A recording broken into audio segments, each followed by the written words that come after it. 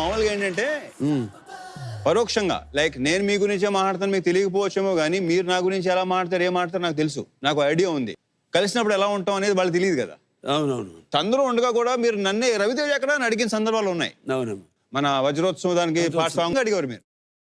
ఎంత హ్యాపీనెస్ ఇస్తుంది తెలుసా? తెలియదు. వీళ్ళకి తెలియదు కదా అది. లెట్ దెమ్ అంతే. ఓకులు కాకులు అన్నది పాత మాట. సోషల్ మీడియా వచ్చిన తర్వాత కొంచెం అడ్వాంటేజ్ అయినా సరే ఈ కొంచెం పెంట ఎక్కువైపోయింది. ఎక్కువైపోయింది బాగా. ఈ రకంగా వాళ్ళని అంతే, మన మీద గాసిపు వాళ్ళకి ఆహారం. ఇప్పుడు నువ్వు చూడటానికమ్మా చాలా సరదాగా జోవియలుకుంటావు కదా, కానీ పక్కన కోపం వస్తుందంట. ఒక 4 బూతులు చెప్పమ్మా సరదాగా.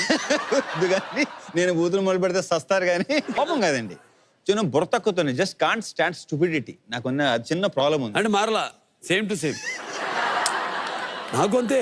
చిన్న చిన్న చిరాకులు అంతే, కోపం రాదు. కోపం కాదు అసలు. ఇప్పుడు నాకేమో